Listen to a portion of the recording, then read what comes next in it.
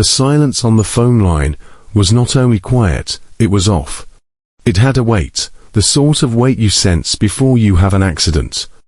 A kind of weight like a mountain is holding its breath until it slides down. Patricia Keller, that winter of 1992, was 43 years young, a woman whose life ticked with the precision of a Swiss watch. Every moment accounted for, every routine accurately measured. She alone occupied a plain two-story house on Mineral Street, pale yellow with white trim. Nicely boxed in by a chain-link fence, she had constructed herself the summer before. 7 years had now elapsed since her husband, Robert, died in a mining accident. Patricia had constructed her life since then out of structure and silence, routines so rigid that they left barely room for sorrow.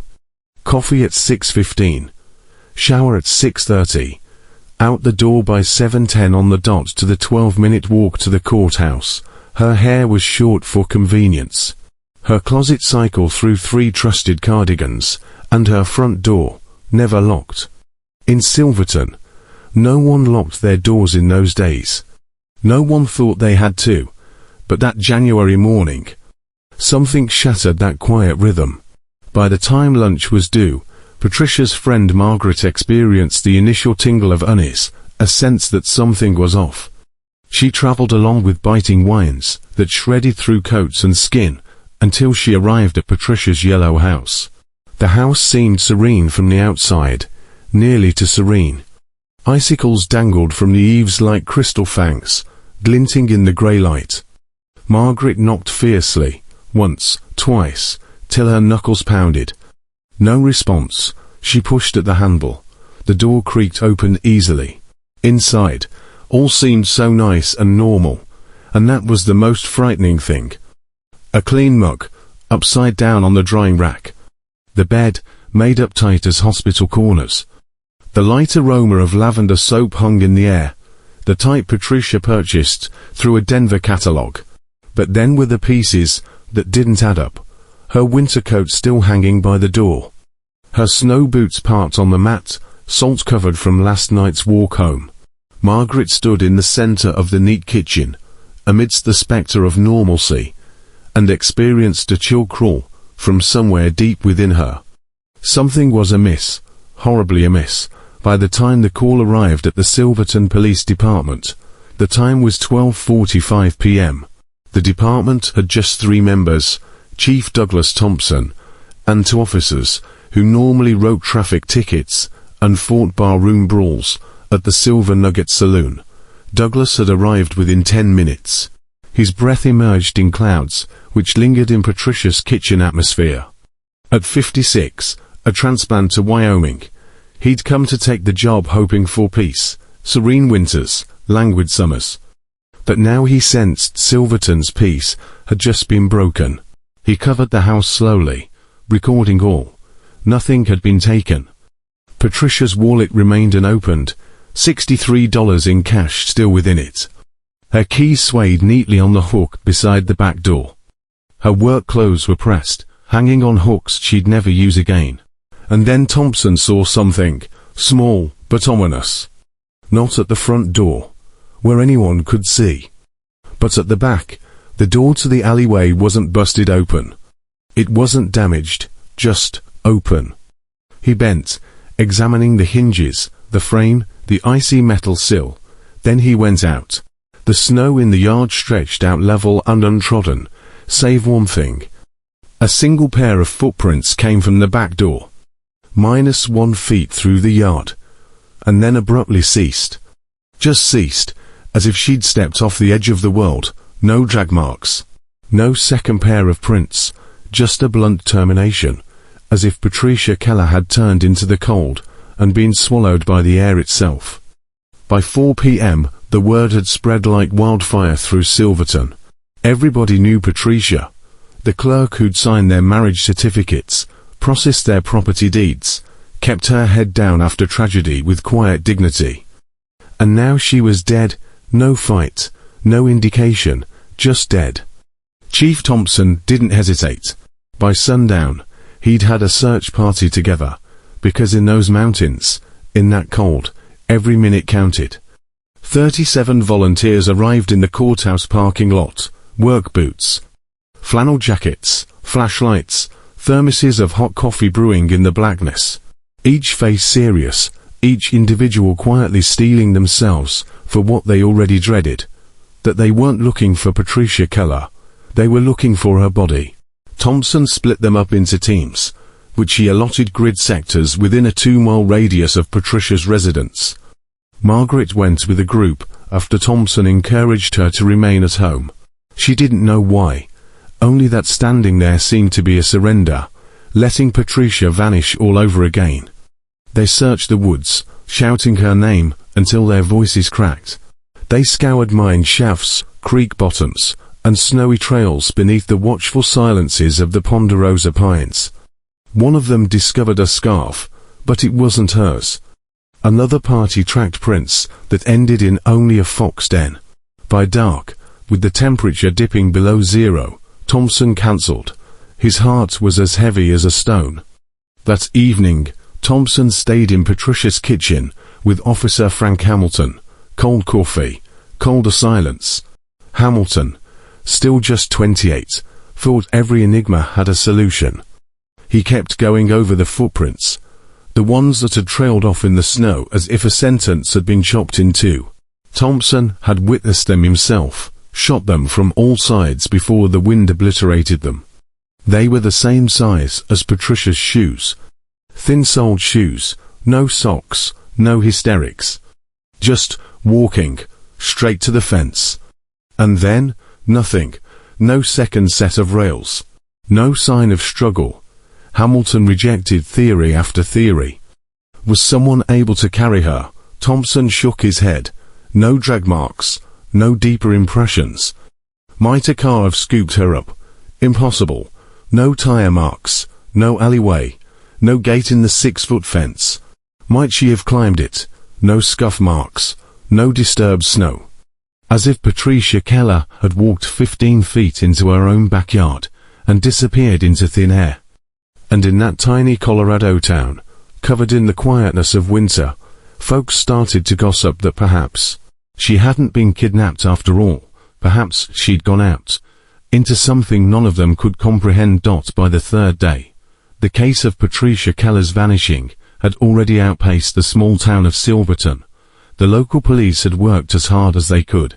Now, the Colorado Bureau of Investigation took over, to veteran agents coming in with the chilly competence of individuals who'd witnessed much too many lives disappear without explanation. They started where every small town starts, with questions. Margaret Walsh spent 3 long hours in a small interview room, while the agents took apart Patricia's life, her routine, her moods, her friends. They interviewed everyone on Mineral Street, all 6 houses within shouting distance of each other. Nobody had heard a thing. The Andersons, who were elderly and lived next door, slept silently throughout the night. A young family who lived across the street had been away. The others all reported the same. A quiet night, no fighting, no screams. Just quiet, the kind that gobbles things up. The agents treated Patricia's house like an archaeological site. Every inch a clue, every object a possible relic of a moment suspended in time. They dusted for fingerprints, only Patricia's and Margaret's registered. They took pictures of every room, bagged every scrap that could be important. But what they discovered revealed a tale not of chaos, but of interruption. A toothbrush lying on the bathroom counter, damp from recent use. A library novel on her nightstand, 1 page 73, a romance she'd never get through. A grocery store receipt from the previous day she vanished, with ingredients for dinners that would never be prepared. It all told a life suspended in mid-breath, as if Patricia had left for a moment, and forgot to return. But as the days went by, contradictions began to appear, like bodies surging up from deep water. And Chief Thompson, who still clung to the case out of obligation, saw the investigation slipping away from him, disintegrating like a frayed rope pulled in both directions. Then came the breakthrough that changed everything. On the 4th day, an agent, Michael Stewart, discovered something they'd managed to overlook. Down in the basement, behind the ancient furnace, where dust and shadow accumulated like heavy oil, a tiny window nestled in the wall. Not even 2 feet wide. It wasn't smashed. It wasn't jammed. It was just unlatched. Stewart knelt there for almost 20 minutes, his flashlight piercing the darkness, examining that tiny square of glass. It opened into a 5-foot-deep narrow well, just wide enough to crawl through. Anyone coming in that route would have had to know it was there, and to have crawled through the dirt on their belly in darkness. Stewart was 41, an 18-year veteran investigator. He knew that the truth most often lay where people didn't want it to. He prodded at the frame for scratches or marks of tools. Nothing. The paint was greasy with age, the wood striped like tree rings. The person who had handled that window hadn't broken in. They'd opened it from the inside. And there, suddenly, a whole new batch of questions arose, unsightly, spreading, uncontainable.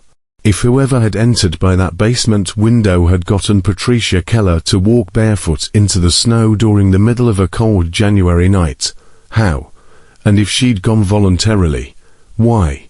Meanwhile, Agent Rebecca Hamilton, Stewart's colleague, was examining the only shred of physical evidence that still had a voice, the footprints. Before the snow had covered them up, she'd poured them in plaster, moving quickly while the sunlight of the afternoon risked obscuring them. Now, in the cold, unforgiving light of the Silverton police station, she studied them as if they were a fortune teller reading signs.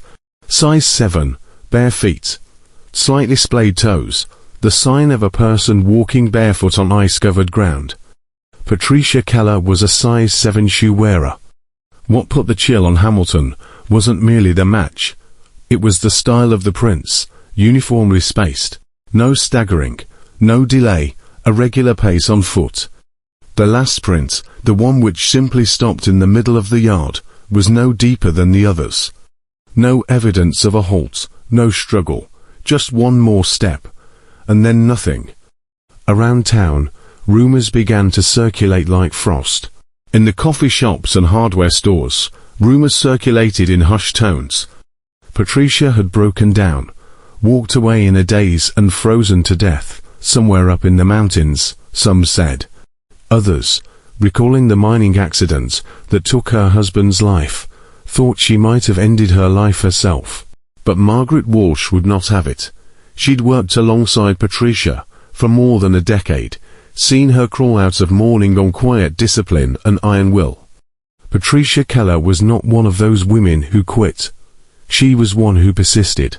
The one who arrived at the office every morning at 7:30 on the dot. Who scheduled her meals, her weeks, her life with surgical exactness. No, Patricia hadn't gone into the snow to die.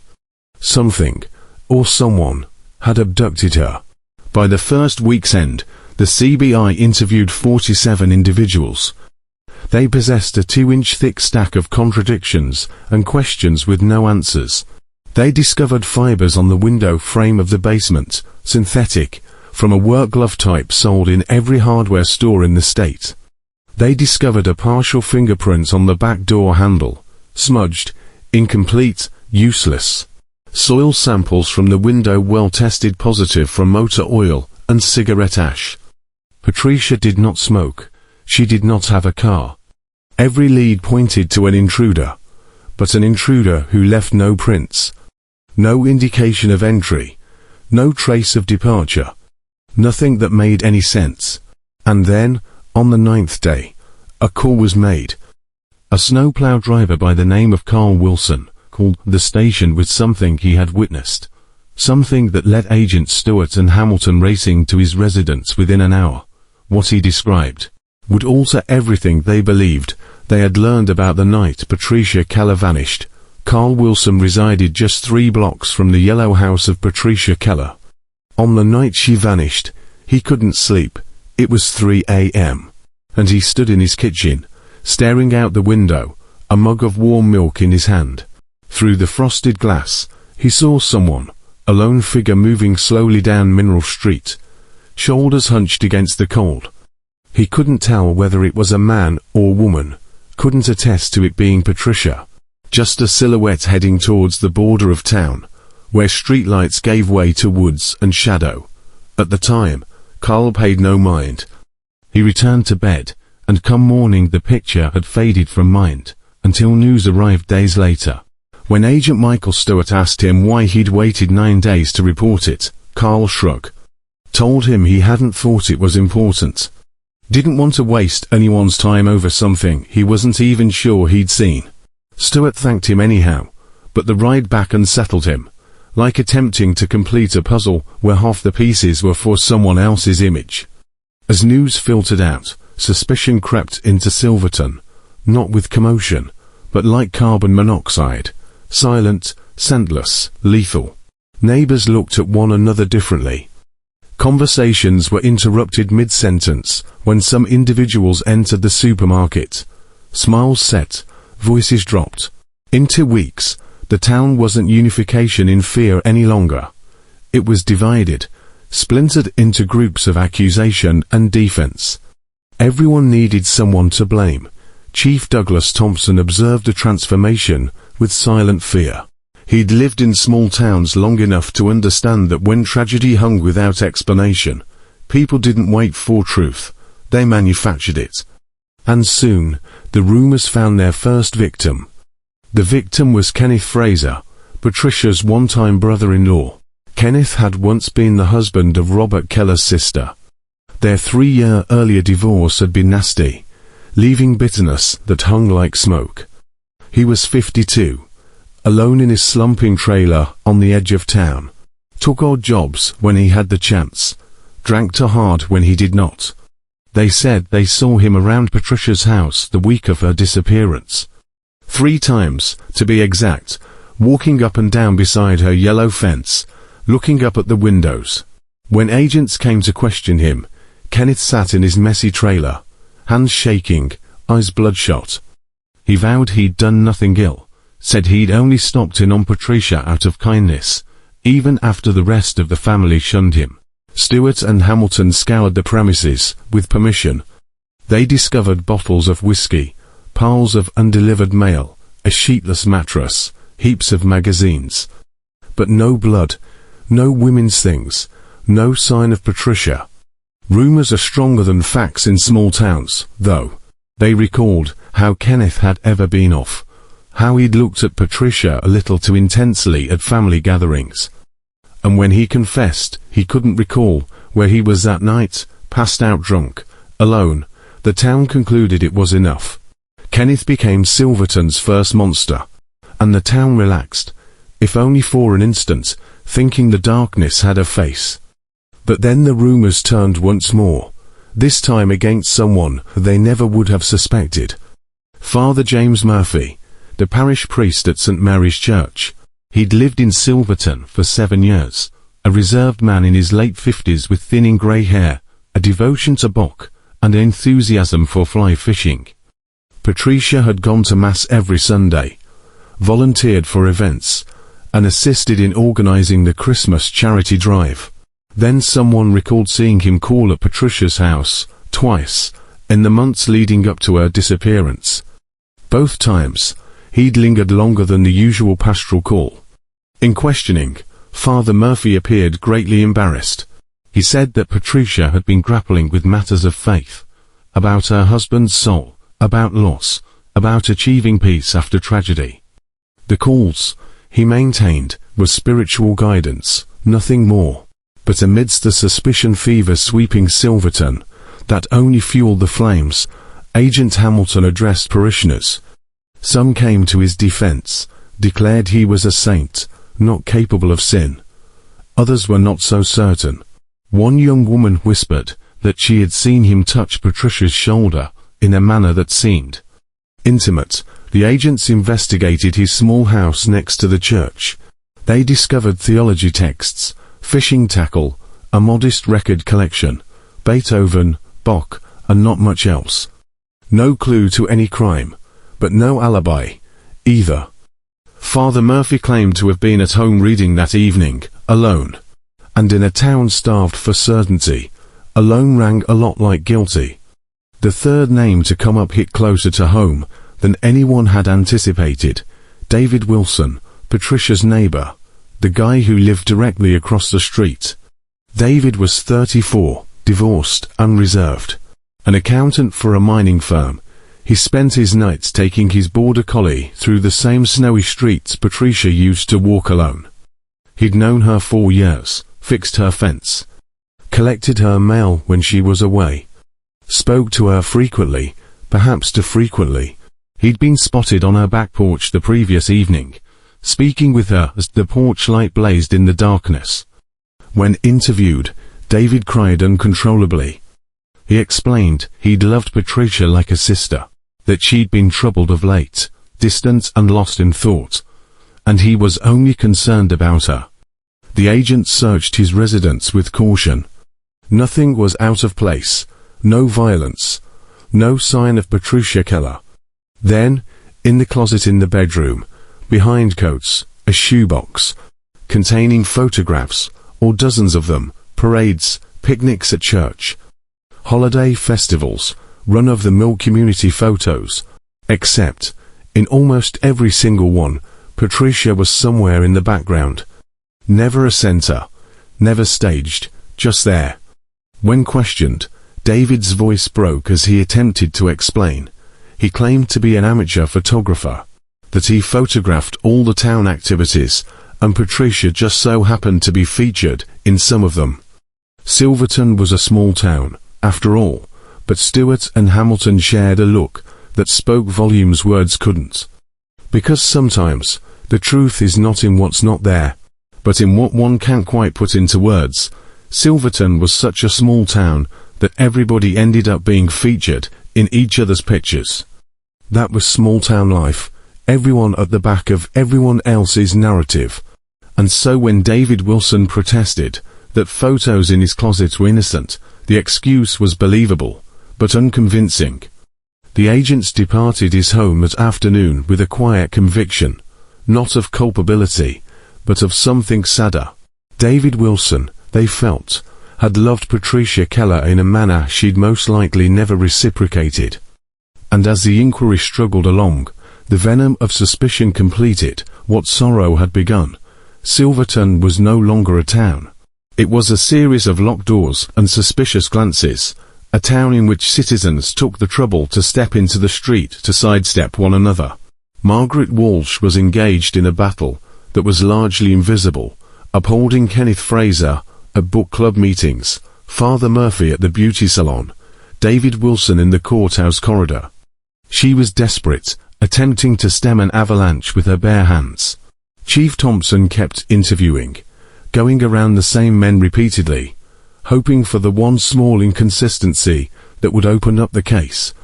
But there wasn't one. Each lead fizzled out the same way, quietly, with no explanation. By March of 1992, the investigation had bogged down like a car without gas. Patricia Keller's file became a solitary drawer, the metal file cabinet, in the corner of Thompson's office. A pile of folders that grew thinner with each passing week, as hope dissolved like dew on hot pavement. At the end of 6 unyielding weeks, the Colorado Bureau of Investigation packed up their files and returned to Denver. Their last report was 83 pages long. It concluded on the same chill sentence that occurs in thousands of lost causes. Investigation remains open pending new evidence. Chief Thompson understood what that signified. It signified we've done everything we can. It signified Patricia Keller had become part of the vanished. Names without bodies, tales without conclusions. The searches ceased shortly after.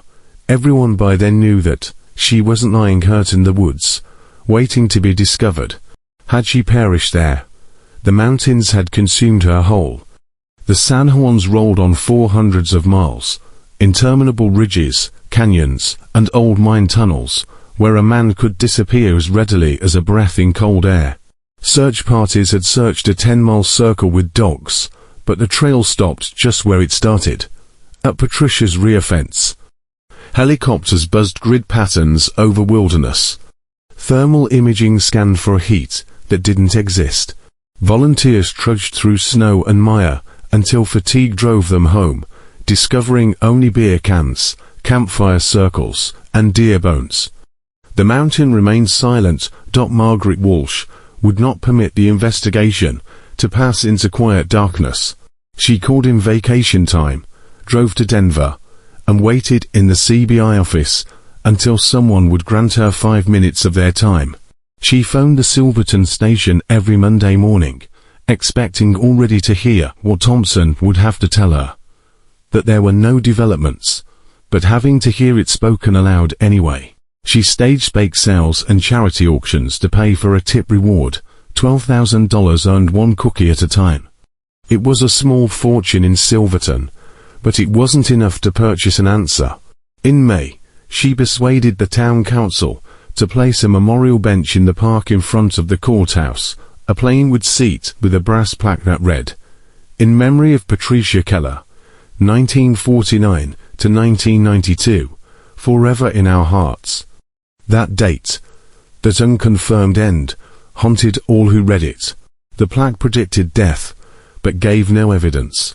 A tidy period at the end of a tale that would not quit. 73 attended the dedication ceremony that Saturday afternoon. The pine sap and thawing soil filled the air. The aspens had just started to leaf out.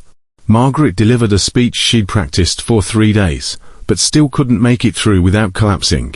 She talked of Patricia's generosity, her dependability, her unassuming strength, of how the vacancy left behind couldn't be filled by words or plaques or benedictions, and when she wept, others did too. By the first anniversary of Patricia's vanishing, January 1993, the town had resolved into a sort of uneasy quiet. The gossip about Kenneth, Father Murphy, and David continued to linger, but gentler now, part of the hum of local rumor. None of them ever were charged. None of them ever were exonerated. Kenneth attempted to stop drinking after the interrogations. He made it 4 months.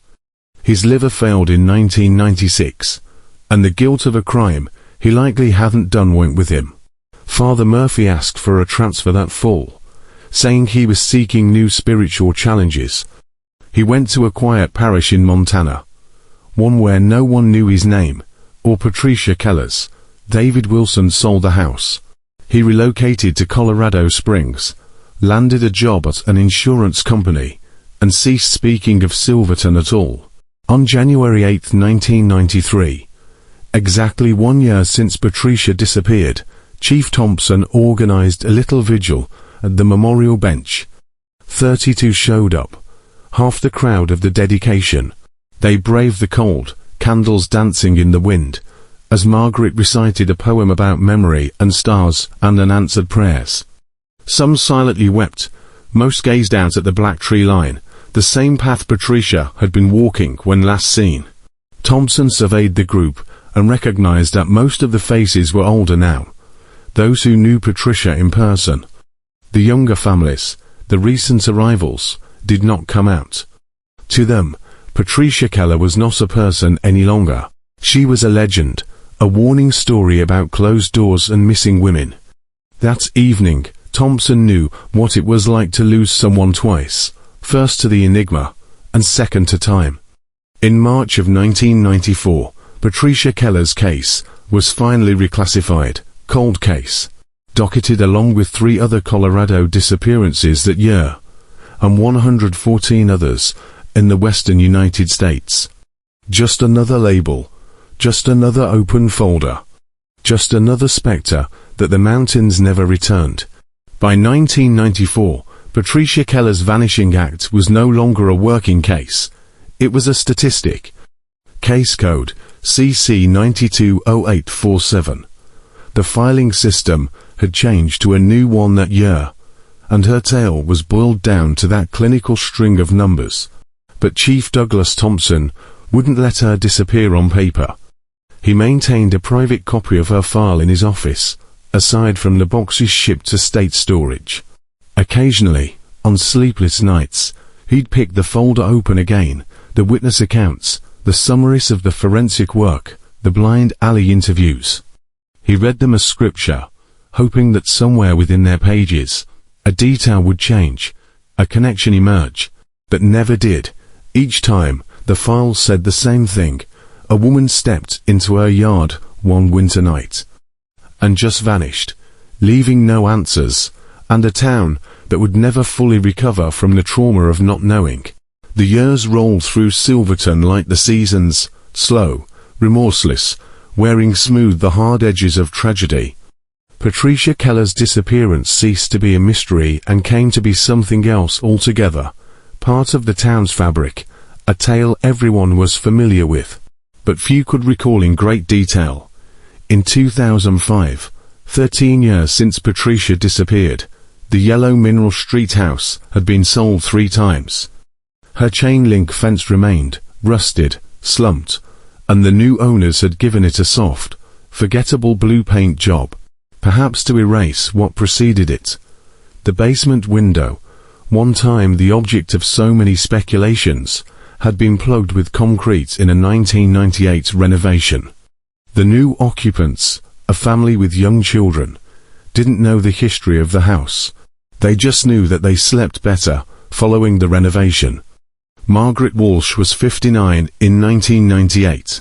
She still worked part-time at the county records office, although arthritis had stiffened her fingers and slowed her step.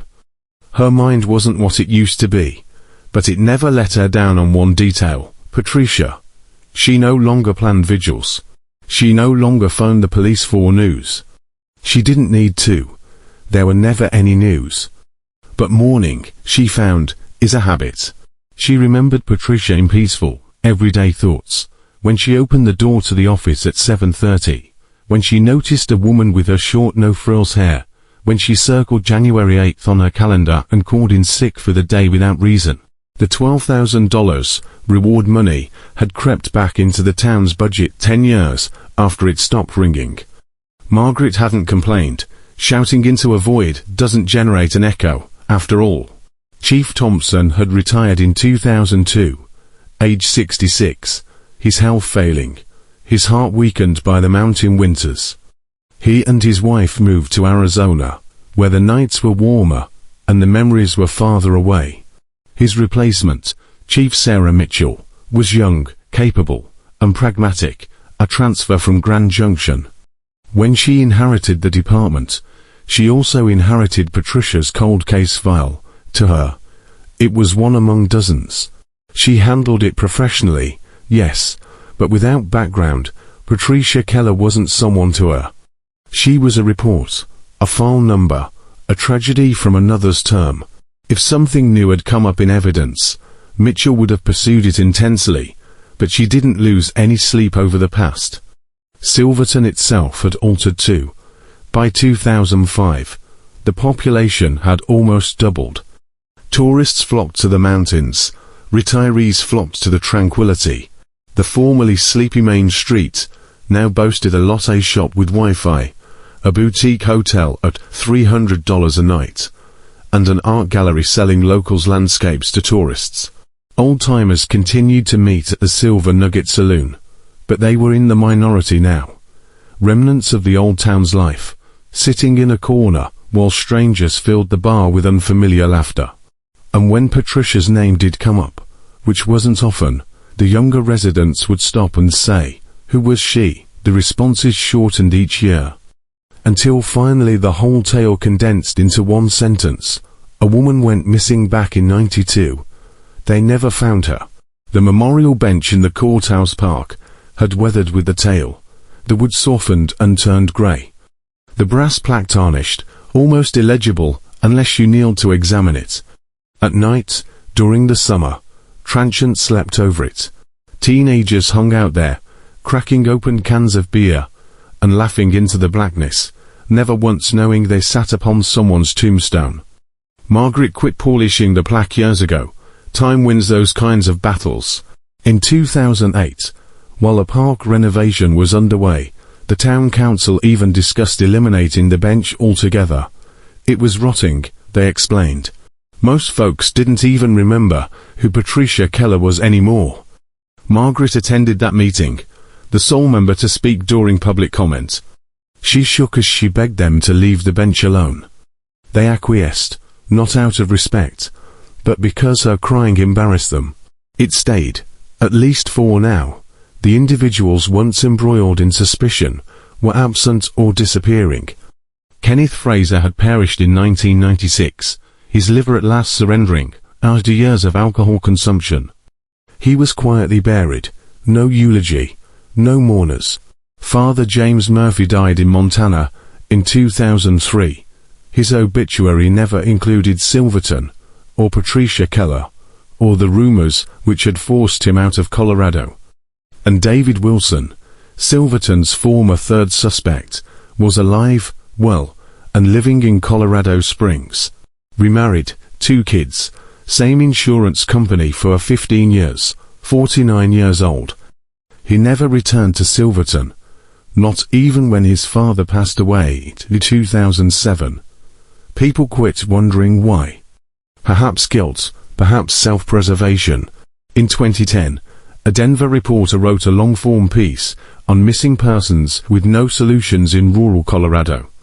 Patricia Keller garnered 3 paragraphs. The tale remembered the essentials, the footprints, the open window, the 3 men suspected, but never accused. It recalled Silverton as a town that had moved on. And in a sense, that was true, but not at all. Because the reporter hadn't noticed the little details, the women who continued to double-lock their doors every evening, the way residents walked quicker past the blue house on Mineral Street, the unwritten fear that hung like mist. A reminder that horrible things can occur even in safest of towns, and sometimes they never got answered. And then, on a Tuesday morning, the phone in Chief Sarah Mitchell's office did ring. The one that would turn everything around. April 2018. 26 years after Patricia Keller walked barefoot into her backyard and disappeared into myth. Chief Sarah Mitchell was 53 by then. 16 years as the police chief of Silverton had schooled her in the tone of investigators when something large was on the go. That measured, deliberate serenity that was always tinged with electricity. The phone call was from Detective Ryan Campbell at the Colorado Bureau of Investigation. His voice was guarded, measured. The way a person speaks when they already know the next sentence they deliver will make all the difference. He asked if she recalled the Keller case in 1992. Mitchell didn't even have to hesitate. She went to the cold case cabinet, took out the yellowed manila folder that hadn't been opened in years, and said she remembered it just as anyone would remember a specter they'd never seen. The paper was thin, yellowed with age. It had a faint scent of mildew and time. The Bureau had been discreetly reopening the old cases, namely, those of the 1980s and 90s, decades before current DNA testing had become routine. They were retrieving long-forgotten evidence from state storage, applying technology that original investigators could only have imagined. In Patricia Keller's case file, they'd retrieved a number of items that had been meticulously documented, but never completely analyzed. Fibers from the basement window frame, cigarette ash from the window well, and a small scrap of fabric snagged on a nail along Patricia's back fence. Back in 1992, that fabric was considered meaningless, maybe from a maintenance worker's jacket, maybe a neighborhood dog's collar. Just a few inches of dark material, too small, too ordinary to matter. So it sat in a paper bag for 26 years, forgotten, until February of 2018, when the forensic experts opened up the bag. The air within it smelled of dust and history.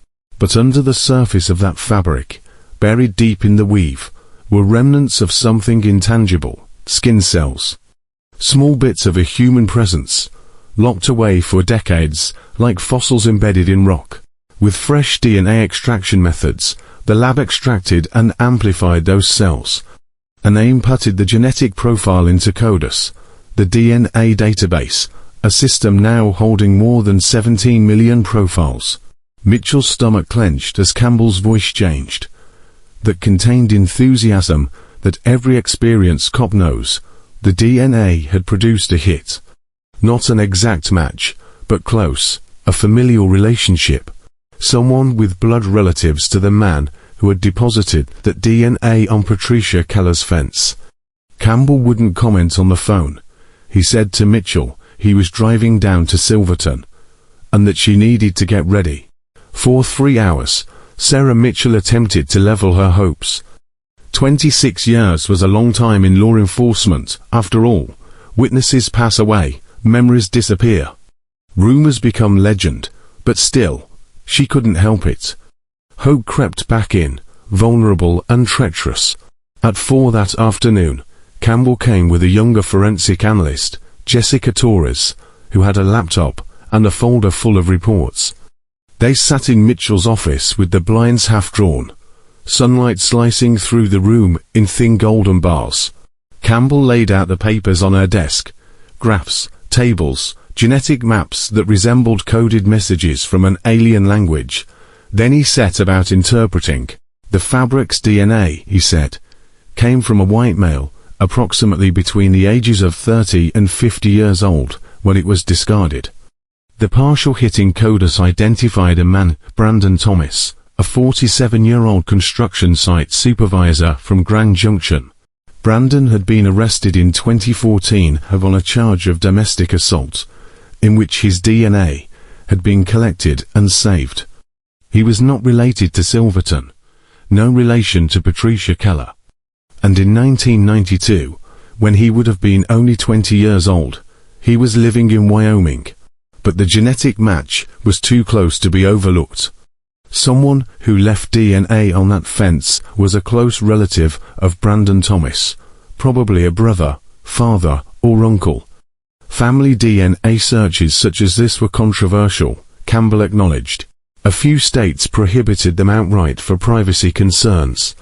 But here in Colorado, they were permissible, particularly for violent offenses or decades-old vanishing acts. It was the same method that had apprehended the Golden State Killer mere months before. Now, the same technology was reviving Silverton's oldest enigma. Mitchell hunched forward and asked the inevitable question, so, who's Brandon Thomas related to? Campbell and Torres exchanged a glance, the type of glance that indicated, this is where things get hairy. Then Campbell replied, his older brother, Gregory Thomas. Gregory Thomas, age 53, had been 27 in 1992. He'd done construction then, just as now. Documents indicated he'd worked for Mountain View Construction, a Durango-based firm with jobs all over the San Juan area. And in archive tax records, Mountain View had multiple active contracts in Silverton from December 1991 to February 1992. Around the same time, Patricia Keller went missing. Campbell pushed a photo across the desk, an Oregon DMV headshot. A weathered face with stubble, and eyes older than his years. Sarah Mitchell looked at the photograph. The name was unknown to her. Unknown in any way. She went through the original 1992 file, all the statements, all the reports, all the lists of witnesses. No Gregory Thomas, not anywhere. It was as though he had never been on Silverton's books, a total blank in the investigation. And yet, by this new evidence, he had been there, right place, right time, right job. For the first time in 26 years, Patricia Keller's vanishing had a name. Not a theory, not a rumor, a name. And Chief Sarah Mitchell could feel the ground slipping from under her feet. Detective Campbell spread a stack of photocopied documents across Chief Sarah Mitchell's desk. Invoices, work orders, and payroll slips pulled from a dusty warehouse outside Durango. These papers had been sitting untouched for more than 2 decades, lost in the clutter of forgotten archives. No one had thought to examine them back in 1992, because Gregory Thomas's name had never appeared anywhere in the original investigation. But now the truth was before us in black and white. Mountain View Construction, where Gregory Thomas worked, had done several jobs in Silverton that winter, roof work on 3 houses, siding replacement on a business building in town, and basement waterproofing on 2 houses. One of those houses brought Mitchell up short. 847 Mineral Street, Patricia Keller's yellow house. The work order was on December 14, 1991, a little more than 3 weeks before Patricia disappeared. Two workers, Gregory Thomas and another, had spent 3 days at the house, caulking cracks in the foundation and putting in a drainage system in the basement, according to the invoice. Mitchell felt the air grow heavy around her as the pieces started falling into place. 26 years of assumption remolding themselves into a horrifying new reality. Gregory Thomas hadn't simply been around Patricia's house, he had been there. In the basement, the same basement that had once possessed the enigmatic window, the one that had kept everyone whispering and lying awake for years. He would have known every aspect of the property, where the light caught it, which doors were in the neighbor's line of sight, which windows were out of view. If he had been watching, he would have noticed when Patricia went to work and returned home. And then Mitchell noticed it. A note on the bill, received in cash, $750. And below it, Patricia's own signature. Her handwriting, still neat and assured after all these years, seemed like a ghostly whisper. Torres leaned in, her computer open, reading from the background report she'd been building 4 days. Gregory Thomas, born in Laramie, Wyoming in 1964, dropped out of high school at the age of 16. Worked construction for his father. No criminal record, no marriage, no children. In his 20s, he'd moved from one job to another in the Mountain West, never for longer than 2 years. And then, early in 1993, a few months after Patricia disappeared, he'd left Colorado for good, moving to Las Vegas. He remained there for 5 years, doing construction work, before finally settling in Portland, Oregon in 1998. He'd kept a low-key, nearly invisible life there, employed by a small landscaping business named Evergreen Services. He had a small home in a working-class district, drove an older pickup truck, and lived alone. But then came the news that had paralyzed Mitchell. Campbell announced that the Portland Police Department had already been conducting surveillance on Gregory Thomas for 3 days. They had observed him living through his daily routine: work, grocery store, frozen meals, beer, home.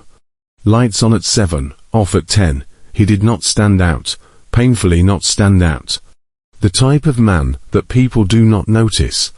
The type of man that would blend into the crowd. And yet, one routine was different. Each year, without exception, Gregory Thomas missed work on January 8th, the same date Patricia Keller vanished. He didn't go away. He didn't party. He merely stayed at home, alone, shades closed, phone off.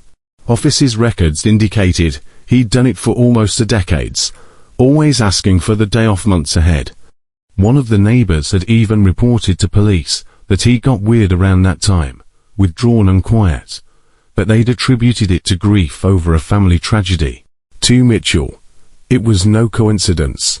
It was guilt, or grief, or both. Whatever had occurred on that winter night in 1992, Gregory Thomas was still living with it. Mitchell finally posed the question that hung in the air. Why wasn't he ever questioned back then? Campbell's reply made everyone go quiet. Some time ago, in '92, detectives had called in the Mountain View Construction Company as part of their initial sweep. They'd requested a list of properties they'd done work on in that time frame. The owner, messy but willing, provided an incomplete list, and no one cross-checked it with tax or invoice records. Patricia Keller's residence did not feature on that list. It was an innocent clerical error, the kind of error that occurs in small-town police work, where resources and funds are limited. But that one error had cost a truth 26 years. If someone had checked those records at the time, Gregory Thomas would have been questioned within weeks of Patricia's disappearance, perhaps even behind bars. Instead, he'd spent an entire lifetime free, with his secret weighing like a rock in his chest.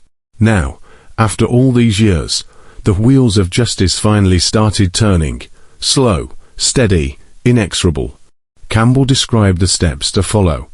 They required a DNA warrant to verify the familial match, and a complete search warrant for Thomas's property, vehicles, and storage facilities. Cold case convictions were never easy. Defense lawyers would contend contamination, lost evidence, faded memories, anything to sow reasonable doubt. But this time, they had something concrete. They had a name, they had a pattern, they had a trail. And for the first time in 26 years, Patricia Keller's case wasn't going to be about what was lost. It was going to be about what had finally been found. The arrest was made on a rainy morning in May of 2018.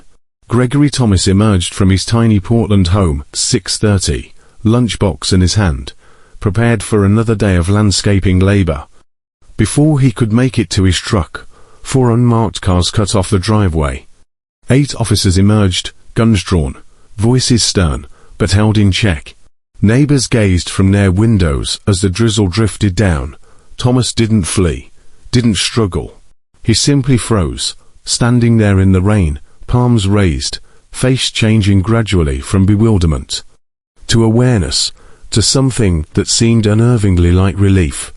At last, after 26 years, the silence was shattered, but what Gregory Thomas would next uncover would rock Silverton to its foundations. When officers closed in on Gregory Thomas that wet May morning, he hadn't struggled or fled. He'd merely raised his hands slowly, eyes unfocused, face gone slack with shock. And before they cuffed him, he asked a simple question. "Is this about Colorado?" Officers said nothing. They didn't have to. That single question had already informed them of everything they needed to know about Gregory Thomas, about his culpability, and about the crushing weight he had been carrying for 26 long years. Chief Sarah Mitchell received the call from Detective Ryan Campbell 40 minutes after the arrest. 2 hours later, she called Margaret Walsh, who at 72 lived in a retirement community in Durango. Margaret had been halfway through breakfast, a bowl of oatmeal cooling before her, when the phone rang. Mitchell's voice was even, measured. She told him what the DNA had discovered, who Gregory Thomas was, and how he'd been found at last. Margaret didn't cry, didn't gasp, didn't even whisper Patricia's name. She just sat there quietly, spoon unmoving, sound of a clock ticking in the background. And when she did speak, finally, her words were empty, as if all the air had been sucked from her lungs. "Did he admit it?" she asked. "Did he say where she is?" Mitchell couldn't answer no, not yet. Gregory Thomas had requested an attorney, and hadn't spoken another word, beyond that query in his driveway. But the quiet wouldn't endure for long. Word of the arrest ripped through Silverton like an avalanche. In short order, phones were ringing, social media ablaze, and coffee shop chatter hummed with one name. Patricia Keller. Individuals who had not uttered her name in decades suddenly recalled each rumor, each dread. For young residents who'd heard only whispers from their parents, the enigma was new again, vibrant, charged, real. The blue house at Mineral Street, which had receded into the background of small-town life, was instantly a pilgrimage site. Vehicles slowed as they drove by. Individuals snapped photographs. Everybody wanted to catch sight of the spot where a story had ended, and, in some mysterious way, been resumed again. But as Campbell's team started digging deeper, what they uncovered next was more perverse than anybody could have dreamed. Gregory Thomas hadn't acted alone, or at least, not on what followed. His 2018 phone records revealed frequent calls to 3 Colorado numbers. When the investigators followed them back, all 3 traced to individuals who had resided in Silverton in 1992. And that revelation burst open a new, more sinister dimension of the case. The first number was Helen Bauer, now 68, living quietly in Colorado Springs. In the early 90s, she had been a secretary for Mountain View Construction, the same firm that had dispatched Thomas to Patricia Keller's residence. When detectives arrived at her doorstep, Helen initially had no knowledge, but when they presented her with the call records, Evidence that she had made contact with Gregory Thomas just weeks prior to his arrest. Her facade crumbled. She started weeping, and then, she revealed the truth. It was on the morning of January 9, 1992, only a few hours after Patricia went missing, that Gregory Thomas appeared at the office pale and trembling. He'd taken Helen aside, said he'd done a terrible thing, something that he could not reverse. He'd pleaded with her to help him, frightened, and falsely believing that she owed him a sense of loyalty. Helen complied.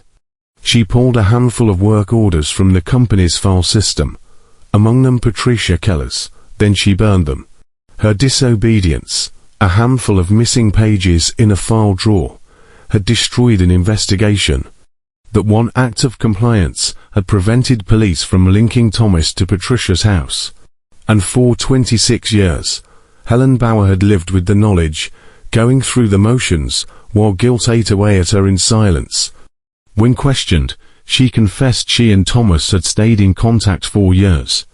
Not to speak about the past, but to keep it at bay. Their talk was little, courteous, hollow. But each phrase hung above a silent reality both of them bore like smoke, that never dissipated. Helen was indicted.